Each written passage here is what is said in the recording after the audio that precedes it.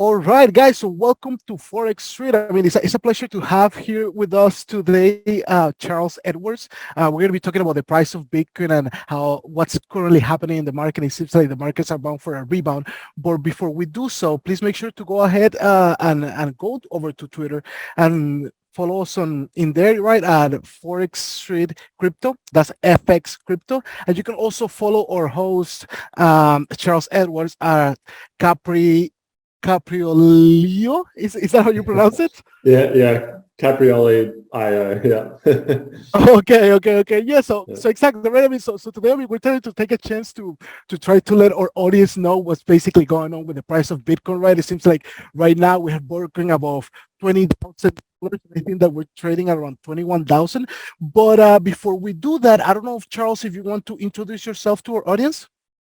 Yeah, sure, happy to. So I founded Caprioli Investments a few years ago, so got into crypto full time, started that asset manager, and then about a year ago, we launched the Caprioli Fund, which is a quantitative asset manager. In the crypto space, we deploy capital across a portfolio of algorithms which trade 24/7, using a combination of more technical based strategies and some just purely fundamental based strategies. And our objective is to outperform Bitcoin in the long run, so increase return, reduce downside over multiple years. And that's a vehicle for high net worth and accredited investors. So that, in the nature of that, and obviously my interest, means that I basically spend all my time looking at how to understand the markets better, how to understand when is a good time to risk on and risk off into crypto, and generate signals and different strategies across that space with the team. Okay. Well, that's actually the skill that we're looking at right here, right? I mean, to let our Yeah. audience know basically where Bitcoin price is going next. So it's a pleasure to have you here with us. But yeah, let's dive right into it, right? So I mean, as we can see, Bitcoin is basically rebounding of the $17,000 level. I mean, 17,600 was the low that it reached the like a week ago, right? Mm-hmm. But right now, I mean, we're basically going back above 21,000. So what are your thoughts around Bitcoin, around Yeah. the current price levels? Do you think that we have probably reached a local bottom? Is it a market bottom? Are we bound for a what Yeah. are you So thinking it's about the price action that we've seen recently? yeah, I have several thoughts in my head when you ask that. When I just look at the chart you've got on screen, it looks pretty good from a technical perspective. We have major support from technical perspective around 19-20K from the prior all-time high. Right. And markets have just been in a brutal one-sided down draw, 75% down in the last 7 months. So it seems to be due for some kind of bounce from a technical perspective. And then looking at Bitcoin as a whole, kind of more holistically and thinking about on-chain, the metrics I look at, and I'm thinking of a specific strategy we have called the macro index, which collates 35 on-chain and macro metrics into one and weights each one based on their relative impact on the market. And that's saying that we're in extremely deep value at the moment. Levels at which we've only seen combined a total of about 6 months in the last 11 years at these kind of value readings. That said, with those kind of fundamental based strategies, you can always go deeper. You can always get more undervalued. And at the moment, we're still in a downtrend in the fundamentals. So I'm not in a rush to allocate from that perspective. However, that decline that in fundamentals, and when I say fundamentals, it's things like network usage, NTV, it's dormancy, various different on-chain metrics, hash ribbons, etc. And that decline is really slowing. So I'm expecting any day now that to turn around and become what we call recovery, where you get this growth from a deeply undervalued region. So we're in deep value. I think if you're looking at crypto or Bitcoin with a multi-year horizon, anything 3 to 5 years, where you can kind of allocate and just fall asleep and not look at the price, you're probably going to get incredible opportunities right now that we only see once every 4 years. If you're trading it, you could get some better entries potentially. I'm not sure. I'm not certain if the bottom's in, but I kind of leave that at the end of the day to the strategies to jump in when signals turn around. So that will change position based on the data changing. things are starting to improve.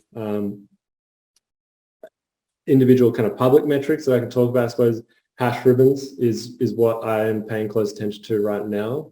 Excuse That's me. What was that? The hash ribbons? Is that hash what you said? ribbons. Yeah, Yeah. yeah, that's Okay. Okay. right. Mm-hmm. So that is looking for major capitulatory events effectively in Bitcoin's history. And there's only been about 16. Yeah, that's it right there. Yeah. We're in a major, Oof, yeah. that was close, right? That bullish crossover right there. Yeah. Yeah, it didn't quite happen. But yeah, this obviously can flag. So we created this 2019. It flagged capitulation at about 30K. And since then, we've seen obviously price collapse. We've seen miners selling 30% of their treasury.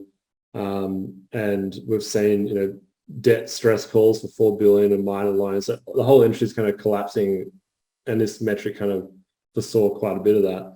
But usually what happens is when that recovers, the hash rate recovers and price recovers out of the end of it, we see traditionally great places to allocate to the crypto market, where over, anywhere from 30 days to, in some cases, many years, on average, you get, large outsized positive returns relative to the subsequent down draw. So it's starting to trend a bit more positive. You saw we got a close crossover the other day, but didn't really confirm the signal. So I think it could happen at any point really in the next anywhere from a week to a month. But yeah, we're getting very close to that possibly turning around. But as with all of these things, it's good to, in my opinion, wait for confirmation, because normally you'll get the price low within the capitulation event of the hash ribbons, for example. But it can always, things can always get worse before it confirms. So to be on the safe side, I rather wait for the confirmed signal. Right. Yeah, it's exactly. I mean, anything can happen, right? I mean, we have seen it in previous bear cycles that Bitcoin tends to, I mean, likes to go down like 90 to 80%, right? Which in that case, I believe that we're down something like 70% right now. So in that case, if we were going to go down as we did in previous cycles, that would basically suppose a downswing towards like, yeah, that's exactly right, which is basically like a 50% correction from the current price level. Yeah. So yeah, I mean, entering right now for a potential relief rally before lower lows without having that certainty that Bitcoin has bottom definitely leaves you open for a potential, right? Yeah, 50% loss right there. But yeah, I understand what you're saying. I understand what you're saying. But so are you?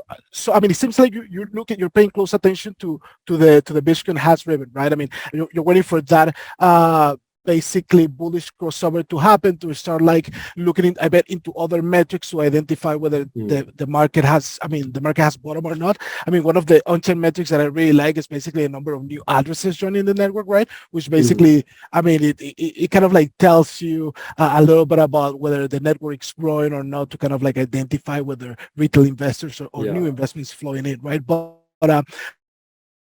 is there any other, let's call them bottom indicator or like signs that you're looking at in the market to be able to start like scaling into potentially a long position? Because the macroeconomic perspective right now seems like a little bit heavy, right? Exactly. Yeah, it depends really on your time horizon. So yeah, I look for confluence of a lot of metrics, not just hash rooms. Hash rooms is one I weight highly because it's done so well in the past. In terms of, if you, as I said earlier, if your horizon's long, everything's deeply undervalued right now. So in terms of timing though, and trying to, if you're trying to get in a bit closer based on fundamentals only, probably the other best one I can think of is the electrical cost, which is the price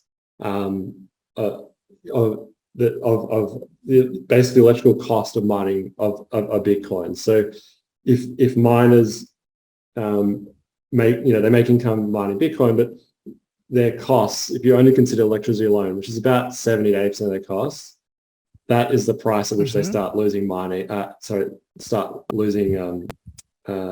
income on average. So we crossed across that level a couple of weeks ago. And that is a super rare event. It usually happens for a couple of hours, maybe up to a couple of days in the past. Again, typically every 2 to 4 years.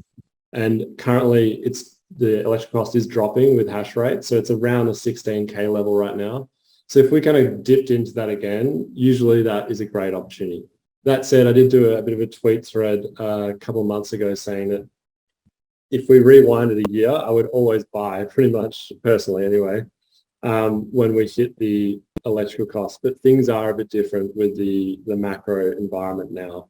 And things, Bitcoin is a very different asset.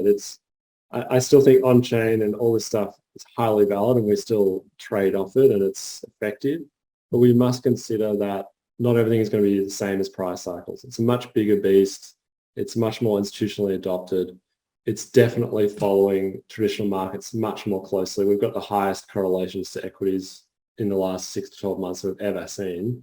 And it's all really because of that one trade against the macro market. Until we get a change in sentiment, until we get a bit more of a risk on attitude in equities, for example, I think that Bitcoin is going to be a bit of a subject to it, even though the fundamentals are great. So it all depends on time horizon. So if you've got a multi-year horizon, I think great value opportunities to phase in over the next 6 to 12 months based on just on-chain fundamentals, but also cyclical timing. We're in that 6 to 12 month window every 4 years for Bitcoin, which is lined up with the bottom. And then obviously 75% trend draw. As you said, yes, we can always go lower. You've got to come into this industry if you're allocating with the conscious mind that, yeah, we could go down significant margins. You could lose 50% before you see any gains. It's possible. But that volatility is a subject and part and parcel of the massive outsized returns that crypto and Bitcoin has given. And on a risk-adjusted basis, it's actually less volatile based on Sharpe ratio, for example, than every other asset class. So yeah, it's just, you've got to be prepared for that as an investor in this space. All right. So is there any, I mean, besides Bitcoin, is there any other altcoins that you could be looking at right now in the market? I know that after the Terra incident, it seems like investors are a little bit, moving away from altcoins. I don't know if that's the same case with you. Yeah, good, interesting question. I think in terms of cycle timing, in my personal opinion, it's not the greatest time to allocate or at least to be very cautious. I think there's definitely going to be a handful or a basket of altcoins right now, which if you invested in will do incredibly well and massively outperform over multiple years, but they will also probably see a lot of downside. If you break up very simplistically the 4-year Bitcoin cycle into 4 years, you normally have kind of one down year, one kind of basing year, 1 year where it kind of recovers a bit, and then this final year where you get this exponential massive bull run. And of course, it's never going to be exactly the same as that. The durations will be different. The way it happens will be different. But what you see is that the altcoins do really well and usually much, much better than Bitcoin in that final year, that big exponential bull run. In the other years, they tend to be less, on average, less attractive, particularly on the downside. So there's this relationship that when Bitcoin goes down, altcoins usually go down much more. They kind of behave like Bitcoin on leverage. And that relationship also exists between Bitcoin and traditional markets. So if stock markets go down, Bitcoin goes down more, altcoins go down even more. So obviously that's why I've seen a lot of blood in the altcoin space the last 6 months. We could be near the end of that. It could have some more to go. Don't really have confirmation yet that we've had a big turnaround. It might be happening right now, but it's not, in my opinion, yet confirmed. And even if we do, the market is so kind of capitulated and bled out. Most retailers left. All of the hype has kind of left the market. Some people won't come back, but many will. That it's looking for strength. It's looking for leadership. And typically the market waits to see leadership in those major caps, Bitcoin, ETH, for example, to show significant signs of strength before they're kind of willing to go down the risk spectrum of altcoins. And that, again, applies all the way up to equity markets too. So I would like to see, it could happen much faster, I think, but it could be another year, maybe a bit more until high allocation altcoin makes more sense or where you get those really high return outcomes. And And that, I'd like to see substantial strength. So that it's hard to put a number on, but Bitcoin, say above 30K at least, probably well above that, until you get those great sort of 6 to 12 month windows where all altcoins are kind of rallying. If I had to kind of pick something in particular, I think ETH would be the most interesting, as another asset right now, because it has obviously ETH2 happening in the next few months, or at least plan to, because it has been deflationary and because it is obviously the center of effectively all of the other altcoins and a representative of the altcoin market. So yeah, I think once we have considerable strength in ETH and Bitcoin, we're going to have some pretty good alignment to start going further down that risk spectrum. But until then, I probably hesitate to allocate too much in that space. But yeah, that chart from a Right. technical Yeah. perspective looks pretty good. Yeah.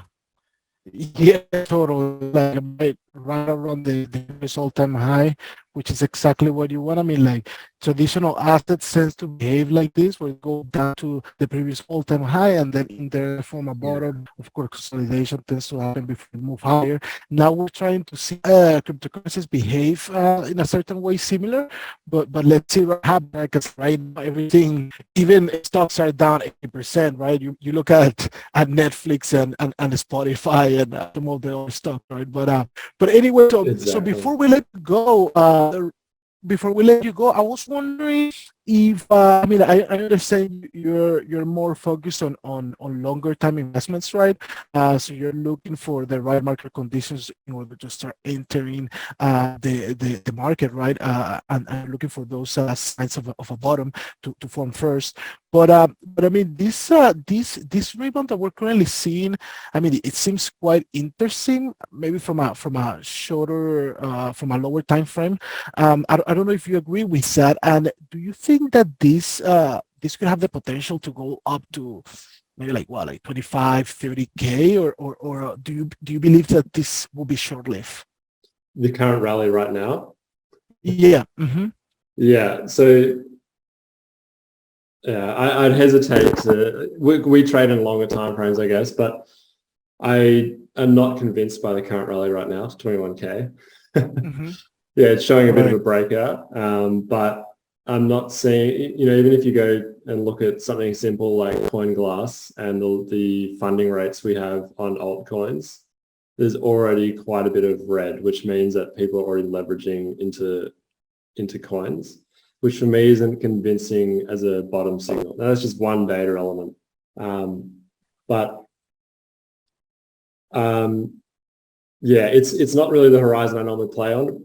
To be fair, the best kind of signal I can give from a personal perspective is that I have just allocated a lot more into our fund, and our company has invested more into the fund, more than we have since it launched, because we see so much deep value happening in the market. So I don't want to give specific timing because things will change from day to day for me, and how those algorithms allocate. Things are looking good on a long-term perspective, but it can always obviously fluctuate and be volatile in between.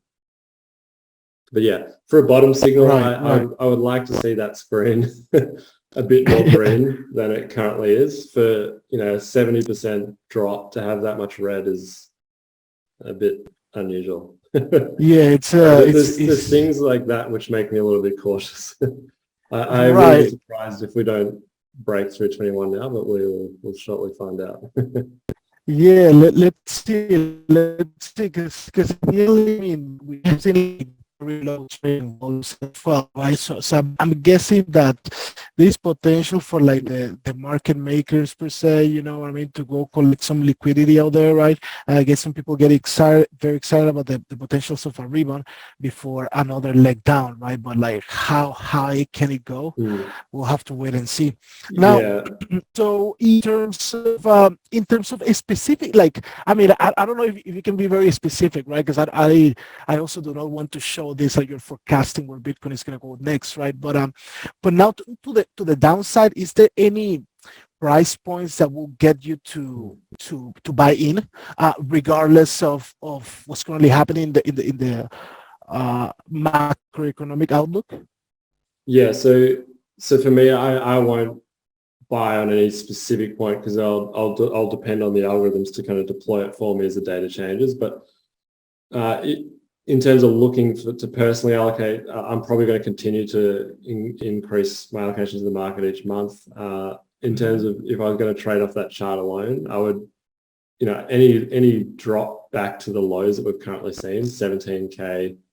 You often, from a technicals only perspective, see price revisit those kind of lows at least twice, sometimes three times. If that low there, 17K doesn't hold, I think then the lines you got on the chart are pretty good. I think 14K is definitely the next major technical level. It will depend when that happens, right? Like if we break down right now, then I don't think we're going to go straight to 14K because we've got electrical costs, a bunch of other things around 16 to 17. So 17 would probably give a good bit of support in the short term.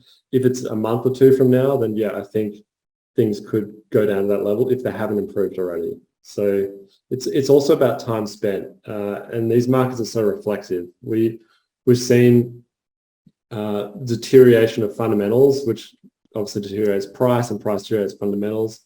And it's kind of cascaded to the downside. So that reflexivity, if you want to learn more about that, George Soros books are good. But it also applies to technicals here. If we just grind along at 21K for another month, it would probably suggest that support level is weakening. Depending, of course, on everything else, on funding, on leverage, on on-chain metrics, etc. Is there new capital coming in? What are the equity markets doing? But for this support to be good, you would like to see a bit of a bounce. I think if we cleared 22, 23K on a daily close basis and ideally on a weekly basis, we probably have pretty good evidence for at least a bear market rally, maybe even a bottom. But that would, could lead to a good target of high 20s, for example, if we cleared 22, 23 in the closing basis. And it's not worth writing that off because we've just been straight down. At some point, we're going to get a bounce, regardless of if it's just continuation down or the actual bottom. There's going to be a substantial bounce soon. So you've got to be careful not to get too caught on the short side in bear markets. I think actually on that, I saw yesterday there was a fund which lost 99% of its assets shorting Luna to zero because those bounces are massive when they happen. So got to be careful on both sides here, but that's why I kind of stick to that longer term horizon. Right. Yeah. So I think that's a very good way to see how the market plays out, right? The on-chain metrics start development, whether we're seeing that network growth again, in order to start thinking of, that the bottom is in. But as of right now, I think that I do believe that people get really excited with the potential upswing above the 200-week moving average because everybody's talking about it for so long, how it held. And I think that'll be for the market to collect some liquidity in there for potentially another low. And also like in which is another important point, right? I mean, Bitcoin tends to consolidate around the bottom for an extended period of time. So even when the bottom comes, right, I believe that there will be time to catch it, right? Yeah, exactly. So it depends your risk spectrum, right? You're trying to catch the bottom wick, but then obviously it's like knife catching. You can get into a lot of damage, or do you want to wait for more of a sign of confidence and confluence? And like I said, reclaiming. Some people look at the 200 weekly moving average. I don't strongly believe in it much, but reclaiming any number of those primary 50, 200, 100 day moving averages around that kind of level, clearing them, holding them on a weekly basis, a sign of strength like that is probably better to wait for than kind of buy dips and get selling lower on the way down, so to speak. So it's just That's one of many approaches. Yeah. That's right. That's right. But man, I think this is a great plan of action, Charles. Thank you very much for coming to Forex Street and of course trying to help us and our audience right understand where Bitcoin is going next. Before we let you go, I don't know if there's anything else you would like to share with our audience or anything you may have forgotten or anything like that. I think that's everything. I think it really depends on what kind of investor you are. If you've got, as I said, if you're trading 24/7, you're going to have a lot of different signals you're tracking right now, which we haven't discussed. But if you're not in this 24/7, you're better off allocating, in my opinion, over a multi-year horizon and considering the relative value opportunities. And it's easy to get caught in the noise of the detail of where price is right now, but I think, yeah, the next 6 to 12 months are going to offer, if at least if this cycle is similar to the last, opportunities which are probably the best entries into crypto that we're going to see for the rest of our lives. But yeah, I think this market has a long way to go. I'm very excited about it. I feel much better about it now than I did 6 or 12 months ago, even when we're in a bull market, because there's just so much froth, so much there were scams or copy projects, OHM for forks, DAOs, so tokenomics around individual influencers, lots of silly stuff like that. Well, now I've kind of had this big flush out, cleanse of leverage. Most of those scammy things are kind of being bled out. And of course, there's been a lot of pain for people. And that sucks, and it's horrible when lots of investors feel that pain. But it's unsustainable to have that just massive rally infinitely up. So these kind of more challenging sort of bear markets create the next bull market, right? So we're building that base now, and I think the opportunities in that basing period are the best you get every 4 years. And if you look back 4 years, it's only straight up, on average 200% a year for Bitcoin. So yeah, I'm really excited about the space, and that's why I'm allocating personally into it more now. Thank you very much. All right, I think that's a great piece of advice. But yeah, thank you very much, Charles Edwards. Remember, guys, if you guys want to learn more about the type of metrics Charles is putting out, I mean, he's putting out a lot of important information. I mean, he goes from technical to some on-chain metrics there. But yeah, you can just go and follow him at Capriol IO. You can also follow us at Forex Crypto. That's FX Crypto. But yeah, thank you for taking the time, and I hope you have a really good day. All right. You too. Thanks for having me. It was great.